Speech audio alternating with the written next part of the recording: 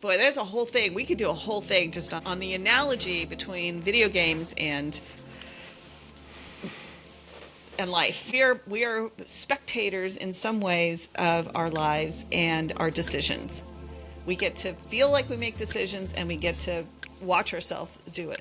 I mean, it's kind of like we're playing a video game in our head, right? So we are both in the Matrix and of the Matrix, and we made the Matrix, and we're victims of the Matrix. That's how I see it. Welcome to It's Interesting You Say That, a Bounce Back Generation podcast. So are you living through a decision that says, I'm going to take the negative stuff that's happened to me and turn it into something good? Or are you making the decision to say, I'm going to take the negative stuff that happened to me and go out and hurt people in order to get what I want? What have you experienced up until now is the hardest part about maybe meeting people who are in that cycle? What has been your biggest challenge in trying to do that sort of work? It's a lot of work to get to understand this stuff. And people don't really want to do the work to learn it. I had to study a long time. You know, this is reading books like this, going and doing courses, getting certified in different things. It's a lot of information. So what I'm trying to do is break it down into small pieces. You know, plant seeds, spark something. That's the lightning bolt. Spark something in your feeling and your attitudes about it, so that you start to think about these things and see things a little differently. And maybe I can boil down what is essentially, you know, a decade plus of learning this into easy bite-sized pieces, you know. I'm kind of picturing like a logic tree. Like you can go this way, you can go this way. I'll read this book, and then that might make one small decision that they make just a little bit different. And so now you're on a completely different path. Maybe like it's just 1 degree of a difference between the other choice you could have made. And then at the third step, you know, maybe that's an oversimplification. Well, no, I think that's an complication of it, because I think the way that I found that's the easiest thing that people get is you look at it this way. Number one, it's not your fault. That's the Robert Sapolsky thing. It's not your fault. There are a lot of things that influence who you are. And you have to get to know what those are. That takes a while, because for a period of your life, you're just operating on, you know, on go. A lot of the behaviors that come out of you are going to come because of these, you know, genetics and environment and all the other things that make up that mix. You have a nervous system that is also going to operate in ways that you do not have full control over.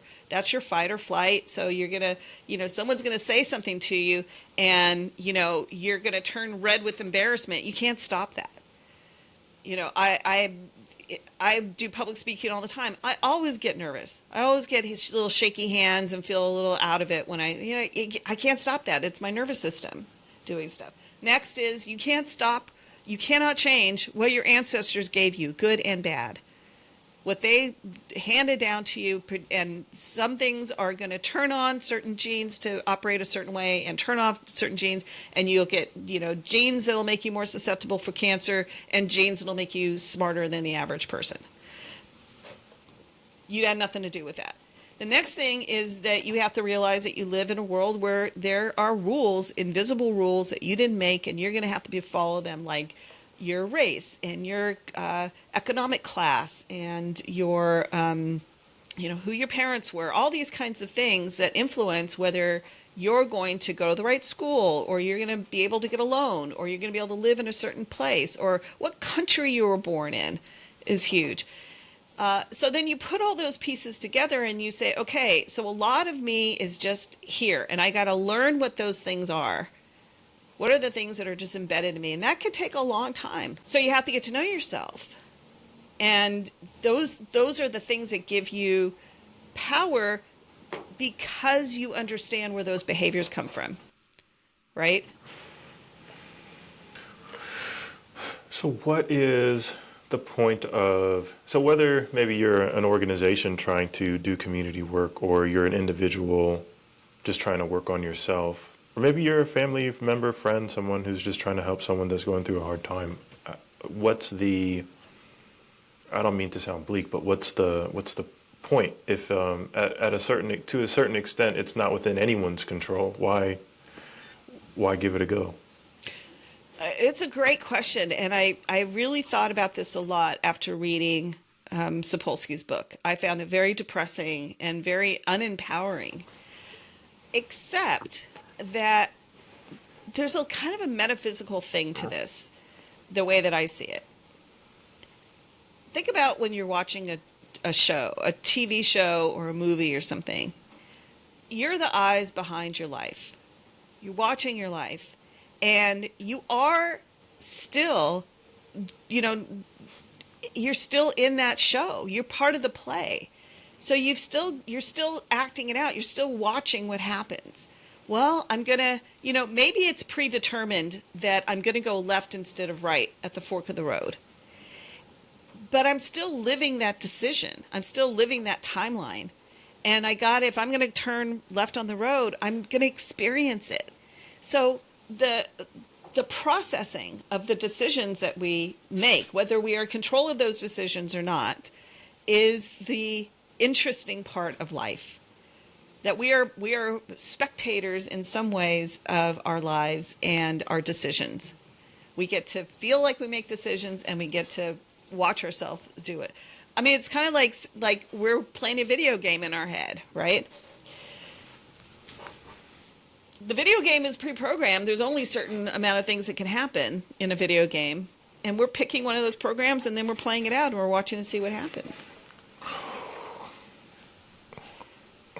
So we're just, we're sitting on the couch choosing to keep the movie on. Yeah.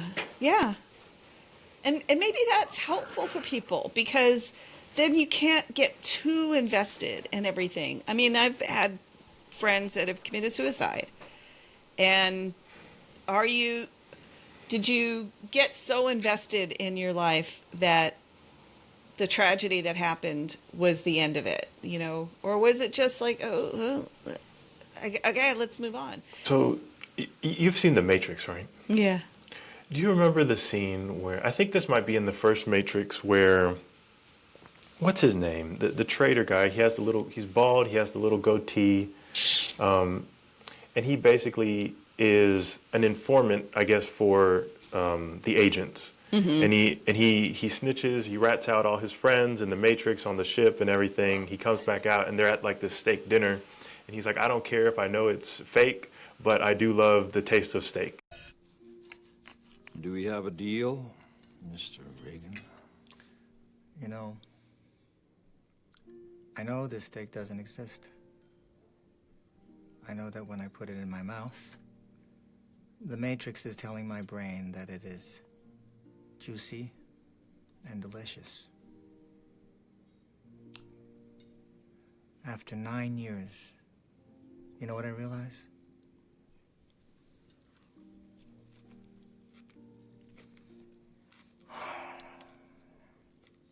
Ignorance is bliss. What you're saying kind of makes me feel the same way. If it's predetermined, let me be in the Matrix and feel like it's real. But you would rather be. If that is reality, it is determined. It is kind of predetermined, and we're kind of just watching it. We have the ability to just watch it. That makes you feel more comfortable? No, I just try to fit what I think. I think I have a lot of respect for Robert Sapolsky and I have a lot of respect for science. And so I don't doubt the science that he has, but I'm trying to figure out how to fit that into my own worldview of how things happen. So that's one way of looking at it. For me, the process of life is, here's how I really think about it for me. And maybe it fits in with Sapolsky in some metaphysical way. I have, to the time I was little, believed that being dead was a great thing. I swear to God, I was like 4 years old saying I can't wait to die in my own head, because I'm sure if I said that out loud, somebody would have been, oh my God, what's wrong with you? But it was because I always thought that when I die, I'm going to know everything. And that I used to talk to people all the time. I had one of those things where, little kids, where I didn't have imaginary friends because they weren't friends. They were like older people. And I would talk to them and I would tell them like, oh, I'm reading like when I remember reading the Little House on the Prairie books, and I would talk about like, oh, look at how differently they lived, and this is how we live now, and da da da. So anyway, so that I think that we come here, if you believe in an afterlife and a before life, that we come here with a certain pattern that we have agreed to do. I've agreed to be Tay's mom. I've agreed to be my mother's daughter. I've agreed to be my brother's sister. I've agreed to meet certain people in my life and have certain relationships with them. You and I probably have agreed to do this at some, place in the sky. I said, let's plan it all out. Okay, I'm going to meet you at a certain time, and then we're going to talk about this stuff. And then I had a purpose that I said, okay, I'm going to do this thing. Maybe I suffered in a past life with a depression or anxiety or who knows, right? And I said, okay, I want to talk about these things now. I want to really help us as human beings to advance our evolution. Because one thing I do believe in is evolution. And I think evolution is both a physical thing that we go through, but it's a mental and emotional thing as well.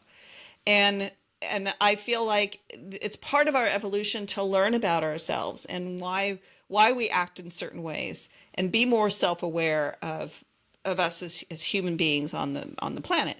And so if you look at it that way, and then you tell me that Robert Sapolsky says that everything I do is determined, it is a paradox, because on one hand, what Sapolsky says is we have no actual free will.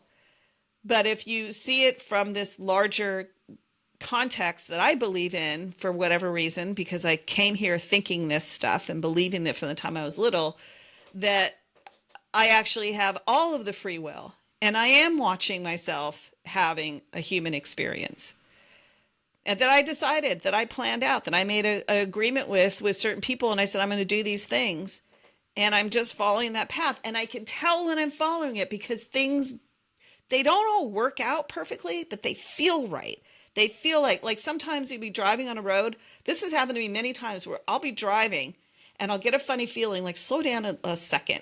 Just, and then suddenly, car is like right in front of me, like, in your gut, when you're in the lane you're supposed to be in and you're doing what you're supposed to do and you're going the speed you're going to go into. And that's how I see it.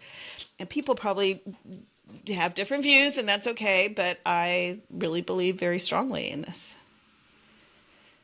So we are both in the Matrix and of the Matrix, and we made the Matrix, and we're victims of the Matrix.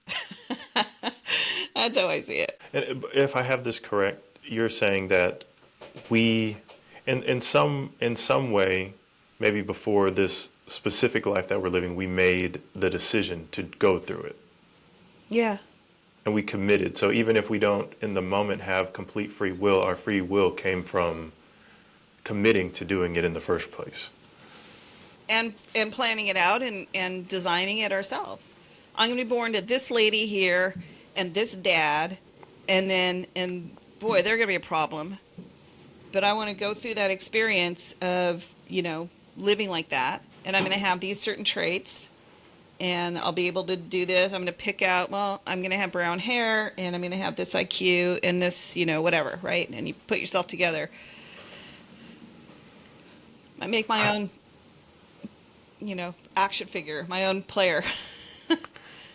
I don't think I've ever heard anyone describe it like that. I'm a weirdo.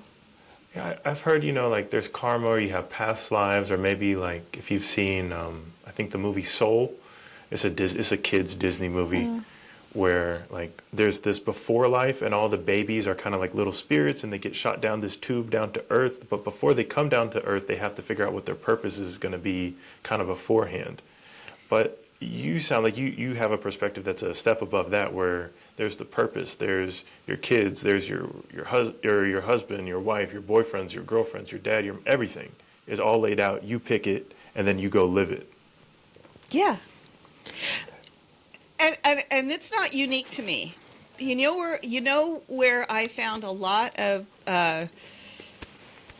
confirmation is there are a couple of scientists who have studied people who have had near-death experiences. They died for a certain period of time, and there are some that will come back and they will say, I have a completely different view of life because I realized that I designed this whole thing. And the only reason I came back was I didn't finish what I was supposed to do. The things that I said I was going to do, not what like God said, you have to come back and do this. It was like, I knew I was supposed to be here to make sure that this kid saw till they were 18 years old, or that, you know, I finished this thing for work, or that I learned something. Like I came here to learn how to manage my anger, for example, and I haven't really quite figured that out. So I got to come back here and unravel it. I'll put it in the description. There's a really interesting book with a guy who has talked to a bunch of people who have had these kinds of near-death experiences. I don't know what. At first, I thought it was a little depressing feeling, that whole feeling everything's determined. But the way that you describe it, or at least your view on it, is almost exciting. It's like I'm here for a reason. It's not just all random. It's not just all here. Like I got the short end of the stick. It was I specifically chose this for a specific reason, and I'm here at each step, no matter how challenging it gets, to fulfill that. That feels a lot more empowering than just, hey, we're here, and it kind of sucks sometimes, and it just is what it is. I wish I could remember the exact quote because it was very sweetly put, but there was a story that I heard, a true story, a woman who said that she had lost like her child, something really tragic like that. And she had gone to an aunt of hers that she really respected and loved. And after the aunt had hugged her and, gave her as much support as she could, her aunt said, now you've got to ask yourself, why did you ask for this? And the woman said, instead of feeling insulted, she felt free. She said, now I had such a different perspective on why my son died and why I was going through what I was going through. And it helped her to heal and to see things in a completely different way than life was just gave me this horrible, horrible thing. And then you say, well, was there a bigger purpose? Was there something that they said, we're going to go through this tragedy and it's going to do something? Maybe in the world, where they can change the world with what happened, or maybe personally, I need to feel that sense of loss and that sense of understanding that I never actually lost them because they are, in heaven, they're waiting for me or whatever. I don't know. Everybody has a different thing they want to learn. Can you think of stuff like for yourself that like makes sense? Well, I've always thought, anytime anything bad happens, okay, well, why do I need to learn this? Why am I going through this? There needs to be a bigger picture, but it's like maybe like one step removed. Like, okay, what do I need to learn here? But your perspective is kind of giving me like, okay, zoom out even further than that. And I think I might have to just sit with that perspective a little bit, because the first thing I'm thinking of is, well, I'm looking at everything in my life. My kids, my relationship, my business, just when they're not, I would say they're never going 100% right, and I wouldn't want them to. But the disturbances or the things that are difficult, it does make me think beyond like the obvious, like how do you figure this out? And for me, it's typically, okay, you figure this out, you get the skill, you get the knowledge, and then you can move forward. But it's almost like this self-progression thing where it's like in a video game, you get the skills, you level up. And I think sometimes I try to gamify my life in that way. But zooming out even further than that, like really, like why is this happening? Why is it happening specifically like this? And I think if anything else, it doesn't provide me with immediate answers. It almost takes away, like it provides space. Let the purpose fill that space instead of you trying to fill that space with whatever you think or whatever you feel. And take it a little less personally. Mm-hmm. Almost like you don't have to be at the wheel all the time, white knuckling it. You can just kind of let it go and let it steer you in the direction that you're supposed to let it steer you in, if you're willing to accept that. Let's take the video game metaphor and kind of spread it out, because I think it's a really good way to describe this. So you could be you could be the player inside the game who is not aware of you being in a game. You could be the player of the game who is just on the controls, which is I see it as being, in your executive functioning. You're making decisions. You're saying, I'm going to go down this road. I'm going to pick up this weapon. I'm going to go after this, person or whatever. And then step back and be the game maker. The person who designed the game and said, okay, this is what the game is, how we're going to lay out this game. And here's all the different kingdoms there's going to be that you can go to, or whatever it is, or, different parts of LA or whatever. And here's all the tools that they're going to have and all that. And then you can step back even farther and say, I am the one who decides to even make the game, play the game, and be in the game. And how would you see your life if you saw yourself as that ultimate decider?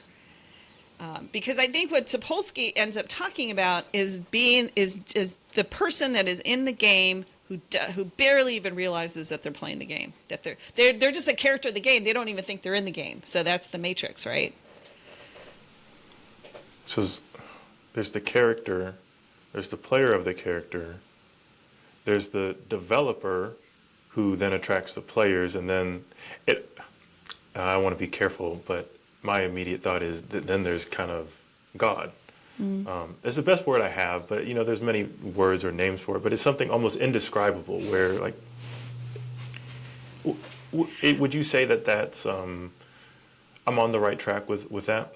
Yeah, I would say that God is the maker of the whole thing, like makes it even possible for us to be players, developers, designers, anything of it, but that God has created the entire system that we fit into. And then it makes sense that God gives us free will, because then God said, okay, here's everything, and then you get to go and you get to decide stuff. You can make a game and you can play it out. You can, you can sit back and just sit next to me while I do all the stuff I do and just watch what I do. And you can just be an observer and be like, cool. Oh my God. Maybe there's people like that somewhere who just sit around and watch God do what God does and is totally entertained and don't need to challenge themselves with this. And they can just kind of sit back and wonder at the universe. But doesn't that make your life feel less intense and more meaningful? Like no matter what happens, there's deep and important meaning in it, whether it works your way or it doesn't work your way. I came to this way of thinking a lot also because I had a brother who, I still have him, thankfully, but had a lot of trouble growing up. And there was a lot of talk about, in my family about can we just let him go and he's going to destroy himself unless, my dad was always trying to hold on to him and, protect him and would do all kinds of things in order to support his bad habits and things like that, just to keep him out of jail, keep him out of dying from an overdose or whatever. And I would say to my dad, let him live his life.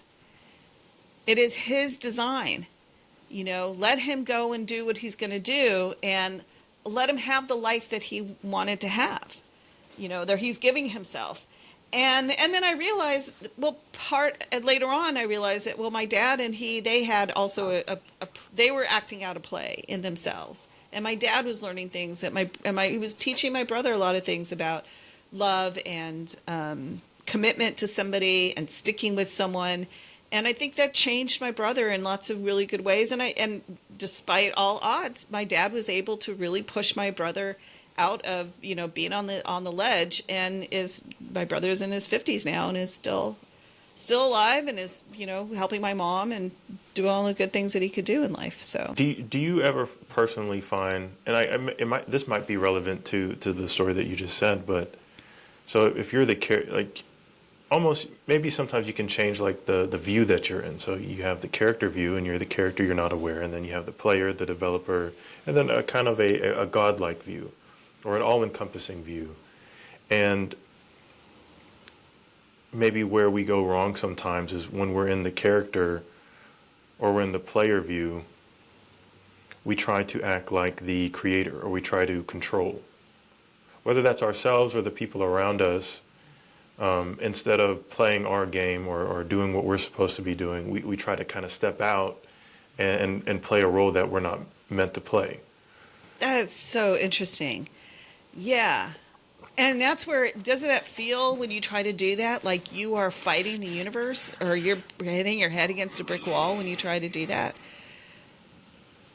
Yeah, it feels like trying to almost like dig yourself out of something that's endless. Right, right. Sisyphean. But as soon as you kind of switch that mode and you put things in perspective, like, and you're like, okay, I'm not supposed to be hands-on on this. I'm not supposed to be the creator on this. Then it's almost like you said, like almost immediately everything just snaps back.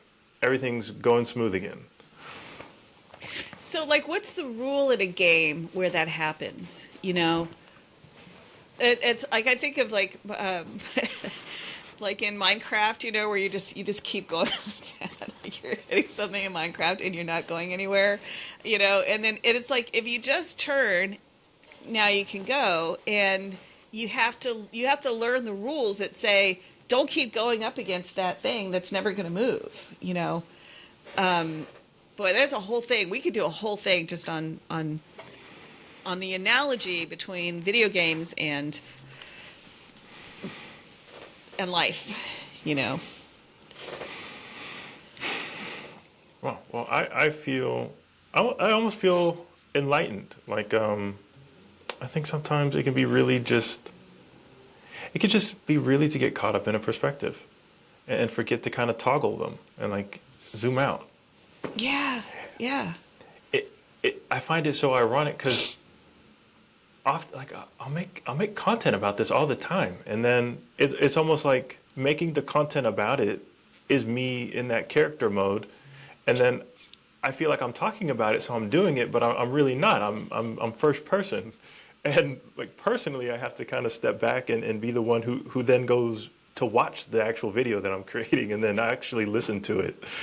Yeah, and yes, yeah, exactly. It's so, I don't know, I just find it really interesting. I don't even play video games. I mean, last time I played a video game was Pac-Man. Thanks for listening. We hope you'll subscribe for weekly podcasts about building personal strength, mental resilience, and emotional balance. You can also find free tools, resources, and quizzes at bbgtv.org. That's bbgtv.org.